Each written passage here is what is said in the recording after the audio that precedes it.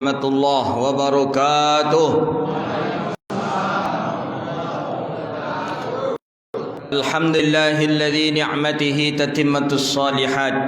Wa usalli wa usallim ala sayyidis sadat nabiyyina wa habibina wa syafi'ina wa qurrati a'yunina wa maulana Muhammad sallallahu alaihi wasallam ila yaumil 'ad. Subhanaka la ilma lana illa ma 'allamtana innaka antal alimul hakim. Rabbi yassir wa la tu'assir ya Rabbi tamim bi khair. Puja dan puji syukur pada Allah. Alhamdulillah, di waktu yang mulia ini Allah izinkan kita bisa duduk di majlis yang mulia ini. Mudah-mudahan duduk kita di sini mendapatkan ampunan dari Allah Subhanahu wa taala. Amin ya rabbal alamin. Salawat dan salam kepada yang Nabi yang mulia Sayyidina Rasulullah Muhammad sallallahu alaihi wasallam. Allahumma salli wa sallim wa barik ala Sayyidina Muhammadin tibbil qulubi wa dawaiha wa afiyatil abdani wa shifaiha wa nuril absari wa diyaiha wa ala alihi wa ashabihi bi'adadin kulli ilmillah ya rabbal alamin. Bapak Ibu hadirin yang dirahmati Allah Subhanahu wa taala. Kesempatan kali ini kita baca satu hadis, kita kupas satu buah hadis dari hadis Rasulullah sallallahu alaihi wasallam, yang hadis ini hukumnya sahih di dalam Sahih Imam Ibn Hibban, dan begitu juga Imam Ahmad mensahihkan di dalam musnadnya yang bernama Musnad Ahmad Ibn Al-Hambal. Hadis seperti biasa mengkaji hadis tak terlepas dari tiga yang kita kaji. Ada rawinya, ada riwayatnya, kemudian ada matan hadis. Ada mata mengaji hadis ni. InsyaAllah 2021 baru berjumpa lagi kita. Setahun. Mudah-mudahan corona aku copek payah ndak. Rawi, riwayat, matan. Matan ini redaksi hadis. Matan bukan mantan. Kalau mantan lain pula artinya tu. Matan. Matan tu yang isi hadis. Tapi tak bisa kita mengkaji hadis langsung ke matan kok. Mesti lewat dulu namanya rawi. Lewat pula namanya riwayat, baru masuk ke redaksi hadis. Hadis yang akan kita baca ni perawinya dua. Yang pertama Imam Ahmad bin Hanbal namanya. Imam Ahmad bin Hanbal ni murid Imam Syafi'i. Imam Ahmad bin Hanbal ni lah orang yang paling banyak menghafal hadis. Sampai kini belum ada orang yang menandingi kekuatan hafal hadis Imam Ahmad. Berapa yang beliau hafal hadis? Hafaztu hadits Rasulillah sallallahu alaihi wasallam alfa ahadis. Aku hafal hadis Rasulullah 1,000,000 hadis. Ke murid ke? Guru macam mana kira-kira tu? Murid aja hafalnya 1,000,000 hadis. Namanya Imam Ahmad bin Hanbal. Satu-satunya ulama yang banyak dan paling tebal kitab hadis karangan tulisan beliau itu Imam Ahmad. Musnad Imam Ahmad itu kitab hadis yang paling tebal, 37 jilid, 2 meter panjangnya. Kitab karangan Imam Ahmad bin Hanbal.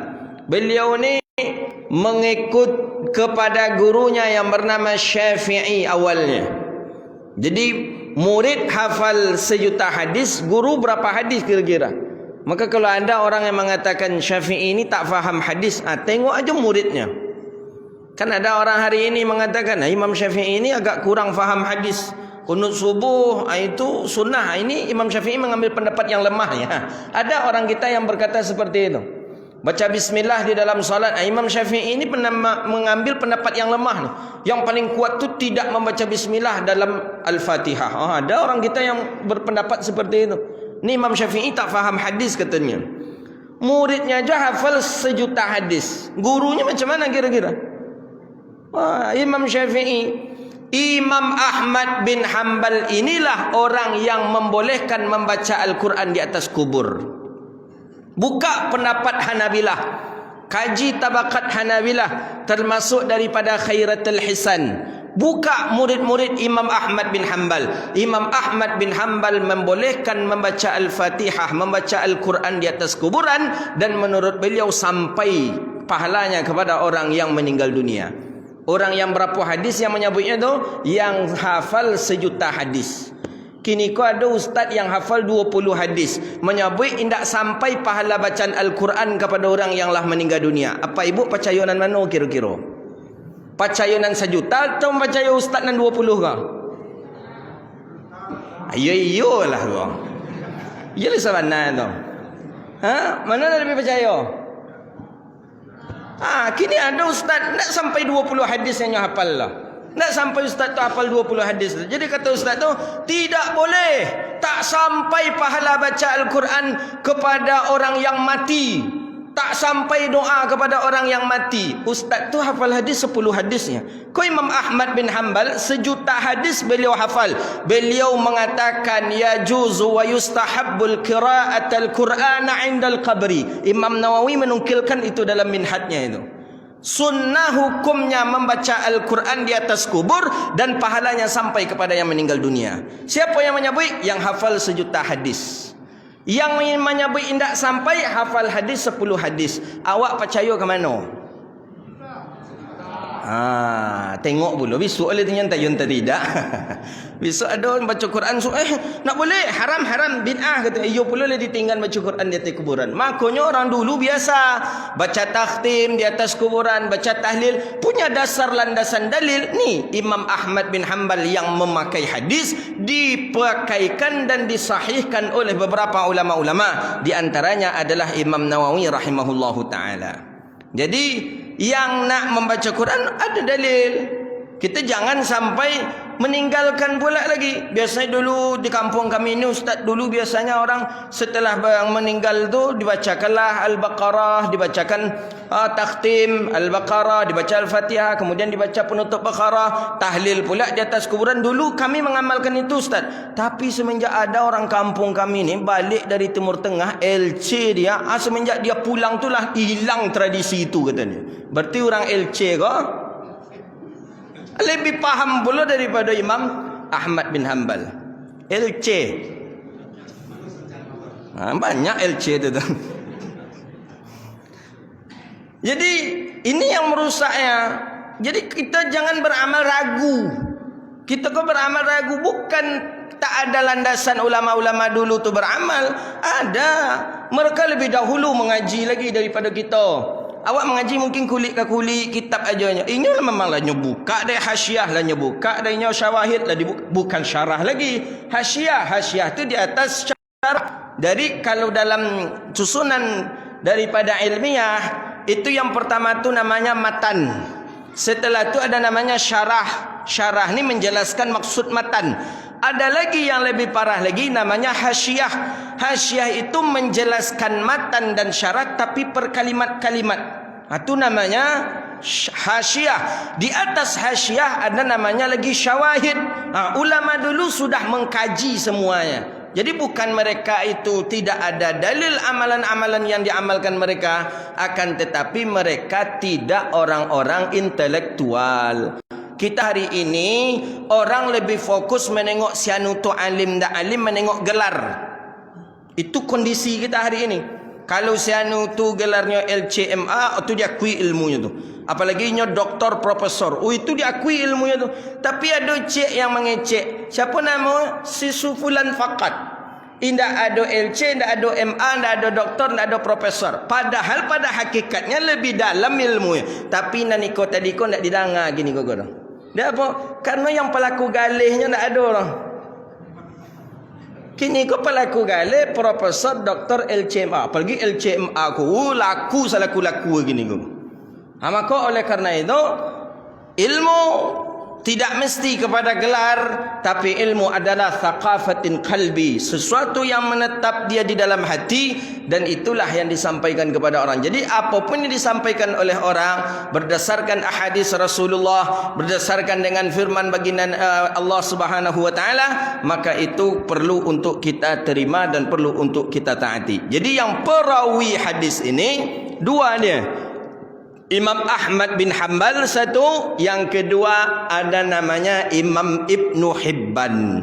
Imam Ibnu Hibban ni penggagas kitab namanya Sahih Ibnu Hibban. Itu diistilahkan oleh ulama ahlul hadis saja.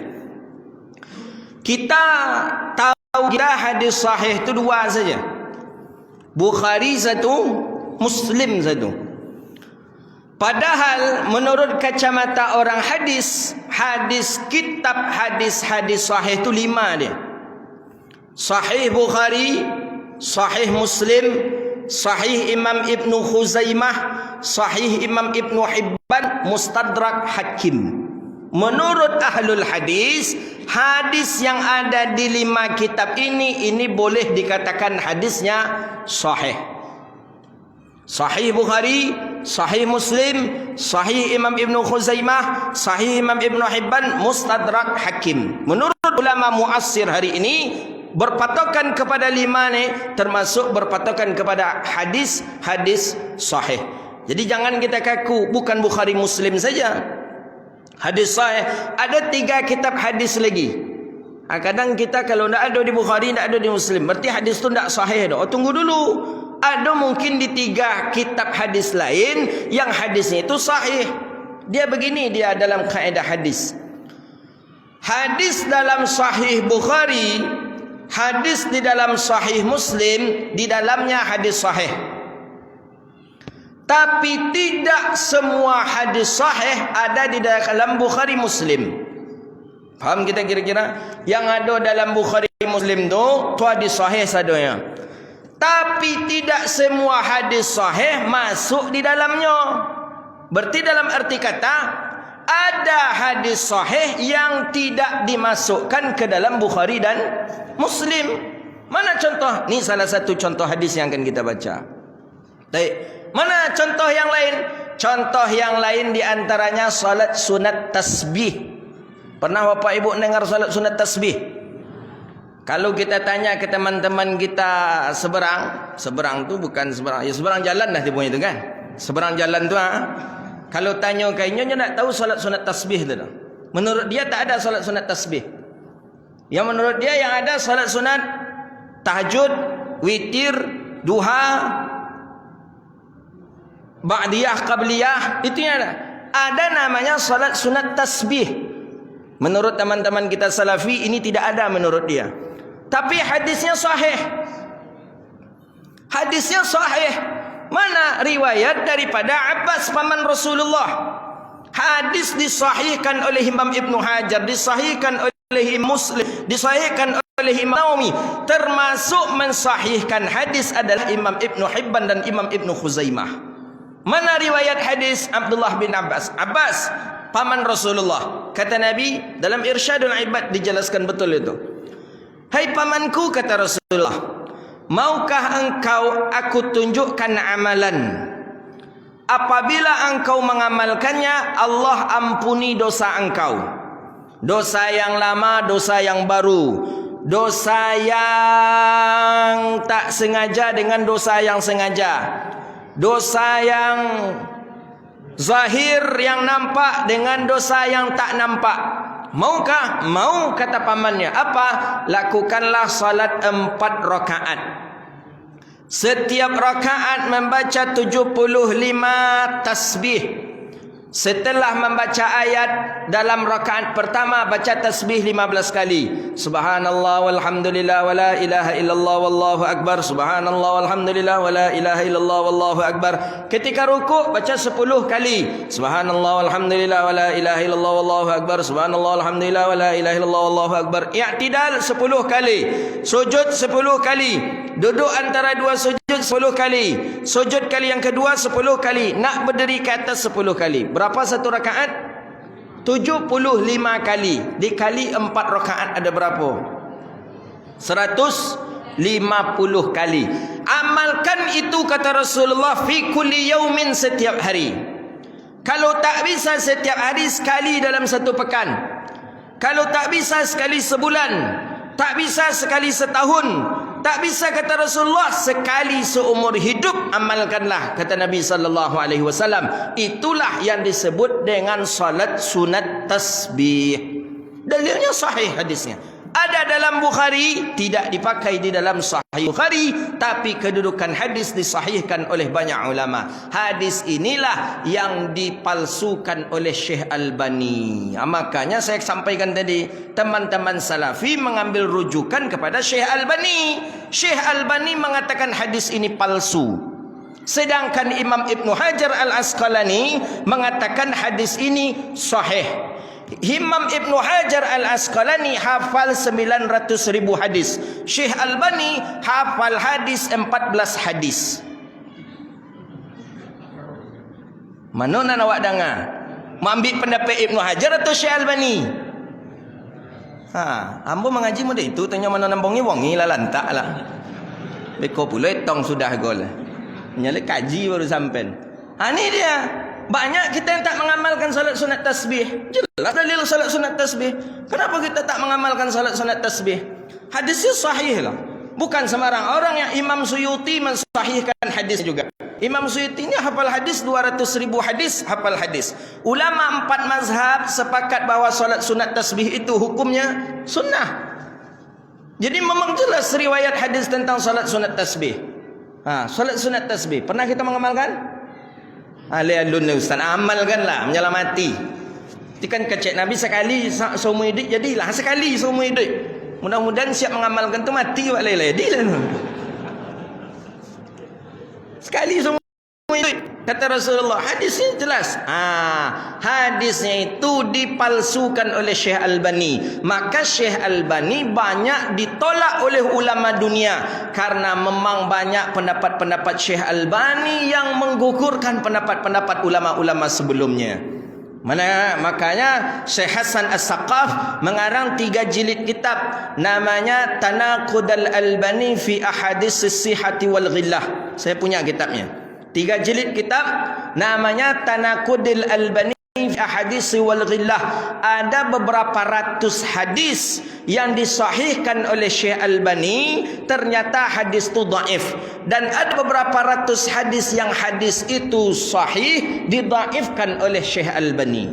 Jadi kalau begitu Syekh Albani tidak begitu tamakkun dan alim dalam ilmu fikih. Itu kata para ulama al-Ghumariyin. Makanya guru kami juga Syekh Maulana Sa'ad, beliau ada menyusun kitab, Said Mamduh menyusun kitab namanya Tanbihul Muslim ala Albani fi Sahihil Muslim. Ada 100 berapa hadis yang didhaifkan oleh Syekh Albani di dalam Sahih Muslim. Ternyata hadis itu adalah hadis yang sahih dan kuat dan salihun lil ihtijaj. Jadi ada solat sunat tasbih namanya. Amalkan ini. Kami biasanya mengamalkan sekali setahun saja. Bila malam 27 Ramadan. Kami malam 27 di masjid kami buat tarwih. Jadi tarwih dulu, selesai tarwih baru solat sunat tasbih, setelah itu baru witir. Sekali setahun. Jadilah, nak apa ya don? Kalau bisa tiap hari kata Rasulullah.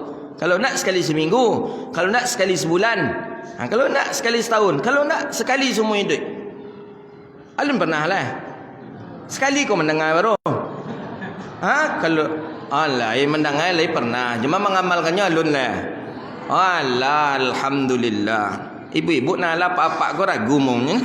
Agak lama kita sembahyang sunat tasbih tu. Agak lama. Bayangkanlah satu rakaatnya 75 tasbih kita amalkan. Banyak masjid ada juga masjid di Pekanbaru ibu-ibunya yang merutinkan setiap wiridnya, dirutinkan. Bagus, tidak apa-apa. Banyak pendapat-pendapat ulama yang mensahihkan tentang salat sunat tasbih. Sunnah salat sunat tasbih itu. Setidaknya beramal dengan amalan hadis Nabi. Apa kata Rasulullah sallallahu alaihi wasallam? Siapa yang mengucapkan tasbih, maka dia sama menanam satu pohon di surga. Itu dikata Rasulullah, satu tasbih, satu pohon di surga kita tanam. Subhanallah, walhamdulillah, wala ilaha illallah, wallahu akbar, satu pohon.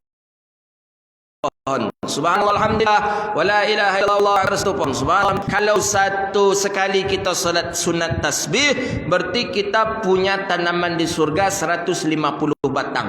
Banyak no. 150 batang tu kalau awak bawa ke sawit sekitar 2 hektar lah. Hampirlah sekitar lebih lah, luas itu kalau di akhirat kita punya kebun seperti itu. Maka oleh karena itu Bapak Ibu yang dirahmati Allah, kalau 300 kali kita bertasbih, 300 tanaman surga yang kita miliki. Ini salah satu hadis yang ada di dalam Sahih Imam Ibnu Hibban. Jadi perawi hadis itu, dua hadis yang akan kita baca ni, Imam Ahmad Ibn Al-Hanbal satu, kemudian satu lagi Imam Ibnu Hibban di dalam kitabnya Sahih Imam Ibnu Hibban. Maka ulama termasuk Imam Suyuti dalam Jami'us Saghir fi Ahaditsun Basyirun Nadhir menghukum hadzal hadisun sahih. Hadis ini adalah hadis sahih. Siapa yang hukumnya? Yang menghukumnya adalah Imam Suyuti. Imam Suyuti ini hafal 200.000 hadis. Belum ada yang menandingi, Pak. Belum ada. Imam Ahmad sejuta hadis, ini orang yang hafal 1.000.000 hadis. Setelah itu ada Imam Ibnu Hajar Al-Asqalani 900.000 hadis. Sampai kini belum ada orang yang hafal 900.000 hadis. Setelah itu ada pula, sebelum itu ada Imam Al-Ghazali dalam sebagian tabaqat mengatakan 500.000 hadis. Setelah itu ada Imam Suyuti hafal 200.000 hadis. Jadi sampai sekarang belum ada yang di atas 100.000 itu, belum ada. Tapi kalau hari ini yang hafal 15.000 ada, 15.000 hadis ada, 5.000 hadis ada. Di Mesir syekh kami ada masih hidup, itu hafal Sahih Muslim. Namanya Syekh Abdurrahim Abdul Ba'is Al-Kattani. Ibrahim Abdul Ba'is Al-Kattani. Muhammad Ibrahim Abdul Ba'is Al-Kattani. Itu beliau hafal Sahih Bukhari dan Sahih Muslim. Jadi beliau hafal Sahih Bukhari, Sahih Muslim itu seperti hafalnya Al-Fatihah di dalam salat. Pernah Bapak Ibu tasawwuf Al-Fatihah dalam salat? Siapa yang pernah salah membaca Al-Fatihah dalam salat? Siapa pernah? Tak pernah. Kenapa tak pernah? Karena saking melekatnya, malakah katanya. Orang balaghah bilang malakah. Malakah itu sesuatu yang sudah melengketnya di dalam hati. Itulah dia seperti Al-Fatihah di dalam solat itu. Kita tak pernah tersesat Al-Fatihah dalam solat, tak pernah. Walaupun pangana awak ke pasar, walaupun pangana ke kantor, walaupun pangana ke rumah, walaupun pangana ke dapur, membaca Al-Fatihah pasti sampai selesai amin. Ya tak? Kalau ada tu parah orang itu. Kalau ada lah, you pelupu, pernah pelupu, tak balik-balik, dia baca Al-Fatihah. Tu you parah orang seperti itu. Belum pernah dicatat lagi. Seperti itulah kehebatan, kekuatan hafalan Sahih Bukhari, Sahih Muslim, sama kekuatannya seperti membaca Al-Fatihah di dalam solat. Masih hidup beliau hari ini. Kalau ingin menengok YouTube-nya, nanti kliklah Syekh Ibrahim Abdul Ba'is Al-Kattani. Itu klik beliau. Hafal Sahih Bukhari, Sahih Muslim. Seperti hafalnya di dalam salat, membaca Al-Fatihah di dalam salat. 2. Periwayat hadis. Itu perawi hadis. Periwayat sahabat yang mendengarkan hadis dari Rasulullah, itu namanya riwayat. Sahabat yang langsung mendengar dari Rasulullah itu namanya riwayat. Maka riwayat-riwayat sahabat Nabi SAW ini itu diterima oleh kalangan ahlul hadis. Maka sepakat ulama ahlul hadis mengatakan anna riwayatan min ashabin Nabi SAW muqbilun walahul ulul, diterima dan posisi sahabat Nabi pun dianggap adil. Jadi sahabat Nabi itu orangnya adil. Adil dalam arti kata diterima semua daripada sahabat, hadis-hadis sahabat Nabi SAW. Hadis yang akan kita baca ini hadis daripada Abi Sa'id Al-Khudri. Abi Sa'id Al-Khudri ini sahabat Nabi SAW. Nama beliau Malik ibni Sinan. Abi Sa'id Malik ibni Sinan. Beliau salah satu sahabat yang lebih masyhur nama, tidak namanya dibandingkan namanya. Nabi ada sahabat yang tidak Nabi panggil namanya. Siapa di antaranya? Abi Hurairah. Kemudian siapa lagi? Namanya Abi Zar Al-Ghifari. Abi Zar Al-Ghifari namanya Jundub bin Junadah, tapi dipanggil dengan Abi Zar Al-Ghifari. Sama dengan Abi Sa'id Al-Khudri. Nama beliau Malik bin Sinan. Malik nama dia, Sinan nama ayahnya. Dan panggilan yang sering dipanggil oleh Rasulullah kepadanya Abi Sa'id Al-Khudri. Beliau ni asli penduduk Madinah. Asli penduduk Madinah. Jadi selama di Madinah dia duduk dengan Rasulullah. Selama di Madinah belajar dengan Nabi. Selama di Madinah selalu khidmah untuk Rasulullah sallallahu alaihi wasallam. Abi Sa'id Al-Khudri. Abi Sa'id Al-Khudri ini ada keistimewaan yang Allah berikan kepadanya. Apa keistimewaannya? Abi Sa'id Al-Khudri bisa mengobati orang yang sakit dengan memakai air dan pakai ayat. Jadi itu cara ruqyah Rasulullah. Jadi kalau Nabi ruqyah, ambil air, dibaca air ini ayat, kemudian diminum kepada pasien, pasien sembuh. Itu cara ruqyah Rasulullah. Hari ini ada sebagian orang-orang yang gagal dalam ruqyah, kita tengok. Sampai memukul, memaksa keluar jin. Ukhrud ya aduwallah, ditinjunya pasien itu dari belakang. Ukhrud, ukhrud. Sampai bengkak-bengkak dibuatnya, lembam dibuatnya. Ikut cara pengobatan Nabi mana ini? Ruqyah syar'iyah mana ini? Tak ada. Maka saya tidak merekomendasikan untuk diruqyah-ruqyah ini.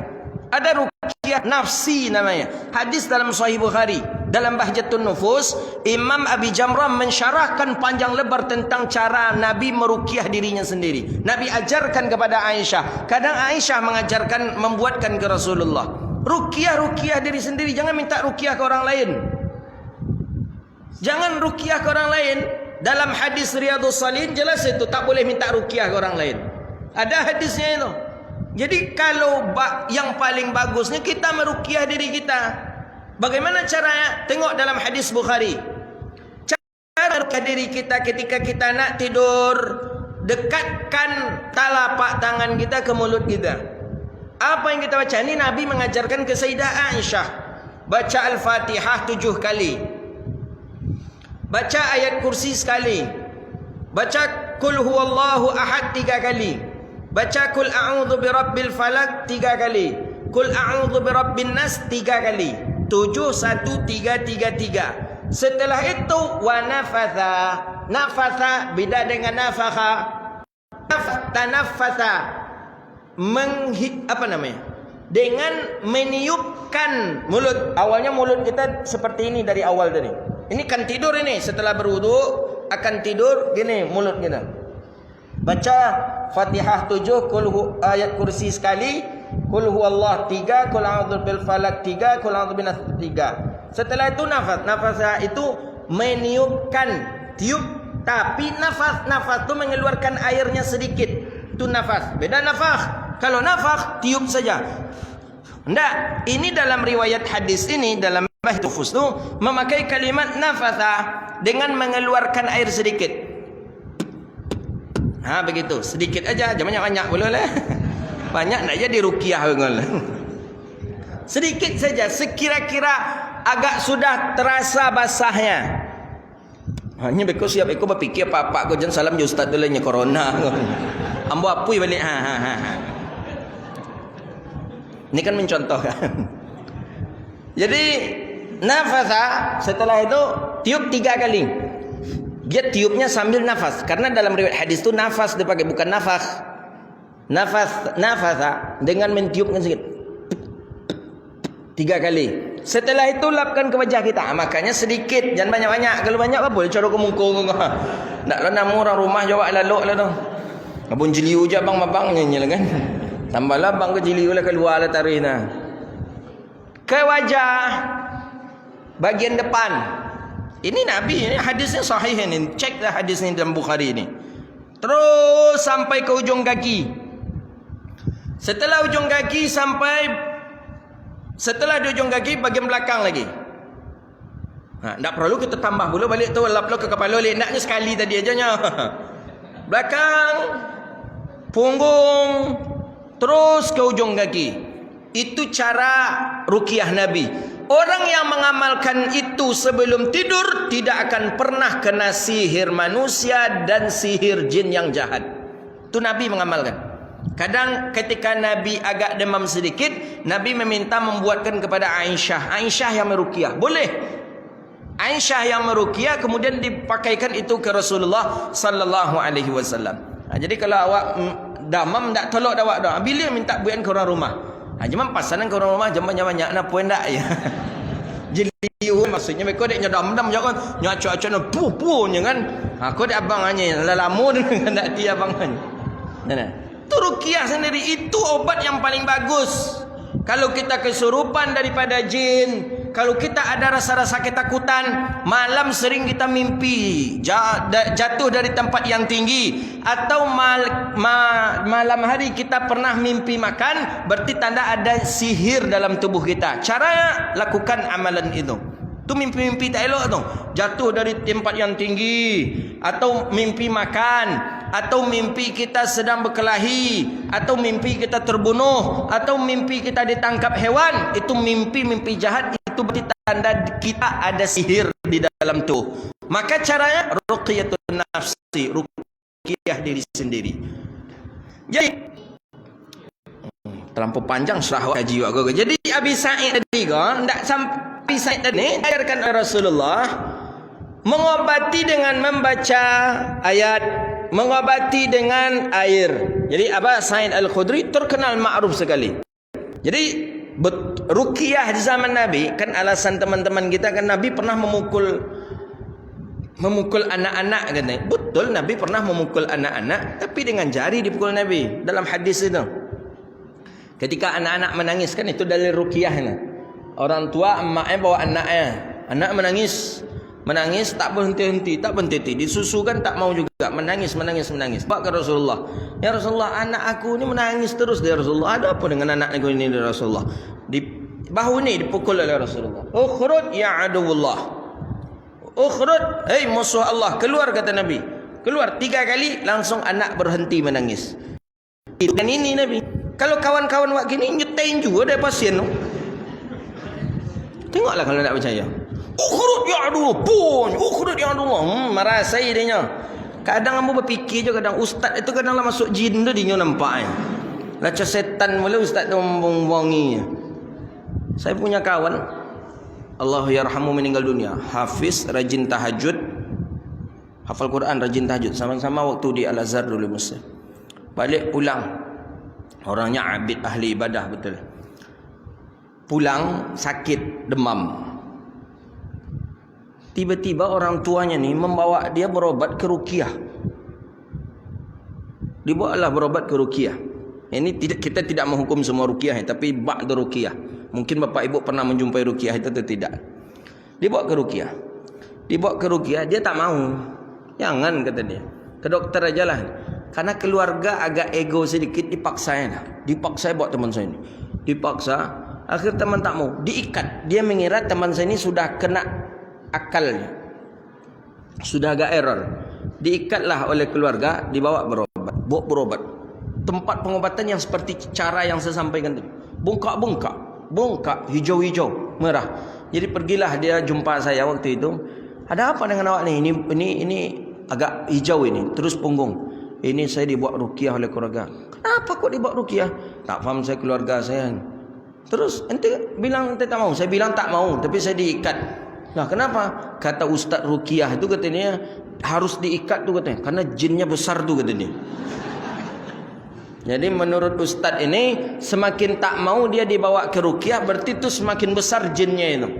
Jadi kalau melawan ya, itu tanda besar jinnya itu kata dia. Itulah yang membuat akhirnya kasihan juga saya wafat, meninggal dunia beliau.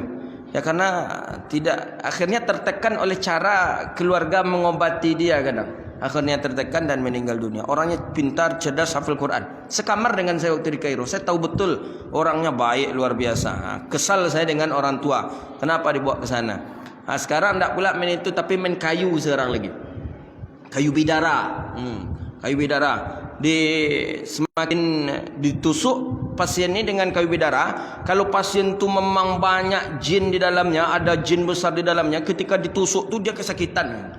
Apa boleh tak sakit ketika dicucuk? Tu cucuk lah ustaz dia nak sakit ini kau. Ni. Jadi kata ustaz saya tahu saya ada. Jadi ketika ni tak mau ni. Ni kata dia, ni besar jinnya ibu. Ni jinnya dari Timur Tengah ni katanya. Jangan-jangan ustaz nak menyucuk tu ustaz dari Timur Tengah pula. Itu sama jin ustaz Timur Tengah ni. Mungkin siapa pula, kita pun ditusuk pakai kayu tu sakit itu. Wajarlah. apa pasien? Pokoknya cara terbaik tiru cara Rasulullah. Abi Sa'id Al-Khudri ni cara itu. Suatu ketika Aba Sa'id Al-Khudri minta makan, minta bantuan lah, ya makan ke rumah orang yang agak kaya sedikit. Kata Abi Sa'id, "I'tini ta'am." Beri aku makanan, tolong beri aku makan. Kata Aba Sa'id, aku sudah lama tak makan. Kata orang kaya ini waktu itu masa-masa penceklik, kalau aku berikan makananku kepada engkau, apa yang akan dimakan oleh suamiku? Apa yang akan dimakan oleh anak-anakku nanti? Tidak ada lagi yang mereka makan, maka saya tak akan bisa memberi engkau makanan. Jadi tak dapat, kata Aba Sa'id. Tak, pergilah Aba Sa'id berjalan, karena tak dapat minta makan. Berjalan Aba Sa'id. Orang kaya ni punya anak gadis. Ketika itu juga anak gadis orang kaya ini digigit oleh kalajengking.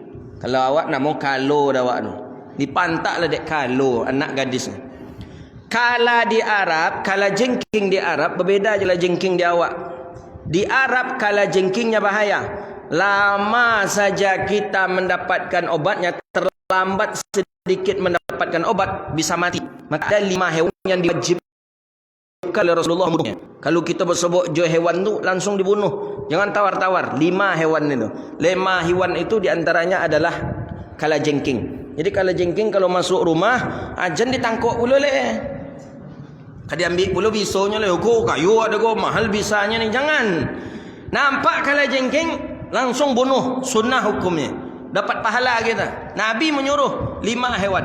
Kenapa? Bahaya kalajengking itu. Bisa mati kalau lambat dapat obat. Bahaya mak. Di Arab apalagi bahaya sekali kalajengking itu. Salah satu hewan yang disunahkan, yang dianjurkan kita membunuh itu adalah kalajengking. Kalau nampak jangan apa-apanya langsung aja lah bunuh lagi. Dengan apapun alat, takut mata takut, jangan langsung bunuh dia. Kalajengking. Paniklah orang kaya ni. Karena anaknya nanti kalau lambat dapat obat mati ni. Panik, minta tolonglah ke tetangga. Tetangga, tolong oi. Tolong kami macam mana ni? Anak kami keluar semua tetangga, keluar semua orang. Kata tetangga yang satu, kami tak bisa menolong. Yang satu, kami tak bisa menolong. Pakai apa ni? Pakai apa? Tak ada yang bisa. Yang bisa membantu, yang bisa mengobati orang kena gigit kalajengking itu cuma satu, tinggal lagi setelah Nabi, yaitu Aba Sa'id Al-Khudri. Kata tetangga tadi, ini ada Aba Sa'id lagi yang pandai. Aba Sa'id cuman yang pandai ini mengobati ini. Carilah Aba Sa'id. Cari Aba Sa'id. Dicarilah oleh tetangganya Aba Sa'id. Aba Sa'id lah berjalan. Dicari. Dapatlah Aba Sa'id. Jadi kata tetangga tadi, ya Aba Sa'id, tolong Aba Sa'id, tetangga kami ada yang digigit kalajengking ya Aba Sa'id. Di mana kata Aba Sa'id? Di sana ya Aba Sa'id. Baliklah Aba Sa'id ni ke belakang. Karena sifat sahabat Rasulullah memang seperti itu dia. Membantu. Balik ke belakang. Pas nak masuk rumah orang tadi, pagar rumah ini rumahnya ya Aba Sa'id, kata tetangga. Hadza baitu. Ini rumahnya. Iya ya Aba Sa'id. Kata Aba Sa'id di dalam hati, ini rumah yang menolak aku tadi minta makan. Bayangkanlah Aba Sa'id sifat sahabat Nabi. Ini rumah. Kalau awak kira-kira namu awak masuk enggak? Jujur aja lah. Enggak kan niyo masuk dah. Minta tolong awak tadi nak niyo je dah. Tu keluar sumpah serapah awak tu. Kau rumah ni. Nak mati-mati anjung lah ni kan. Kalau nak awak tak mati-mati ayuk lah ni lah. Nak mati lah, nak mampu lah ni. Keluar seorang acu tu nak mampu ayuk lah ni lah. Tu payah lah tu. Aba Sa'id enggak. Aba Sa'id tetap masuk. Ada apa? Kata Aba Sa'id. Ini anak gadis kami. Orang tadi lupa dia Aba Sa'id ini karena sudah panik, lupa dia bahawa Aba Sa'id inilah yang memberi makanan. Ini dia anak kami ini kena gigit kalajengking. Oh baik, simple saya Aba Sa'id. Aba Sa'id minta air, kemudian Aba Sa'id baca Al-Fatihah, kemudian Aba Sa'id minumkan kepada pasien tadi, diminumkan kepada anak gadis tadi, langsung bisa kena gigit dari kalajengking tadi, hilang langsung. Memang Aba Sa'id dapat izin itu dari Rasulullah untuk mengamalkan. Dia cuma bisa mengobati. Hilang, sehat langsung ketika itu. Ketika itu pun Aba Sa'id langsung pergi. Dan orang kaya ini pun lupa minta terima kasih. Karena memang orang kaya itu umumnya gayanya. Kecuali orang kaya nanti Masjid Muhajirin ko, orang kaya Masjidin ko lah. Orang kaya di zaman itu mah lupanya minta terima kasih nado. Abah Said pun tidak ada harap apa-apa imbalan apa-apa. Itulah sahabat Nabi sallallahu alaihi wasallam, mereka orang terbaik di bumi Allah. Maka Nabi marah betul, la tasubbu ashabi kata Nabi. Jangan menghina sahabatku kata Rasulullah. Man subbuhu subbuni, siapa yang menghina mereka maka menghinaku kata Rasulullah. Nabi marah, jangan menghina sahabat Nabi. Maka Syiah, kenapa tidak bisa Syiah itu sama dengan kita? Di sini dia masalahnya. Syiah menghina sahabat-sahabat Rasulullah. Abu Bakar dihinanya, Umar dihinanya, Uthman dihinanya oleh Syiah, Sayyidah Aisyah dihinanya oleh Syiah. Maka Syiah itu tidak bisa kita masukkan ke dalam kategori Ahlus Sunnah wal Jamaah. Rawiyalah, riwayat halah. Nan matan redaksi hadis alun lay. InsyaAllah setelah salat Isya kita baca. Lay bisa menunggu le tak? Alai kalau ndak wak sudah kini langsung besok pula wak kaji. Baik, itulah kajian kita. InsyaAllah nanti setelah salat Isya. Dia kata Nabi, ada 5 amalan man amilahunna fi kulli yaumin, apabila kita amalkan termasuk orang yang taballahu minal jannah, nama kita ditulis di pintu surga. Kalau amalkan yang 5 ko di dunia, nama wak dicatat di pintu surga. Kini kau di pintu surga tu kalau ada orang itu nama-nama itu. Di pintu neraka lah ada je siapa orang nama-namanya. Awak kini kau tak tahu dah anta di neraka. Kau nama anta di surga. Awak nak tahu dah siapa nak tahu kini kau tak ada dah. Tak ada dah. Awak kau punya orang dalam mana lain tak? Ya kan tentu dah awak dah. Awak tanya lah dari kini tengok nama renteangnya di pintu surga tertulis tu pintu neraka. Nak ilai dah nak bisa dah. Nak tahu, karena nak tahu itulah amalkan yang pasti 5 ni. Ni Nabi yang mengucapkan ni. Pasti ditulis nama kita di pintu surga. Besok malaikat Ridwan cik main boleh sianu jangan lewat je leh. Kopi tuangku. Oh ya Allah.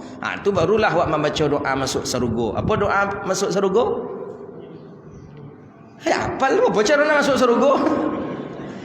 Dalam surah apa? Aurasanal arda natabawwa'u minal jannati haitsu nasha fa ni'ma ajrul amilin. Dalam surah Az-Zumar. Man awalnya apa ya? Alhamdulillahilladzi sadaqana wa'dahu wa aurasnal arda natabawwa'u minal jannati haitsu nasha fa ni'ma ajrul amilin. Itu yang dibaca oleh penduduk surga ketika masuk surga. Perlu dihafal tu bapak ibu kalau ni masuk surga. Dari kini tu mulai menghafalnya. Besok kalau umpama masuk neraka tu beda lah redaksi doa kan. Tapi amalkan doa kalian insyaallah. Subhanakallahumma wa bihamdika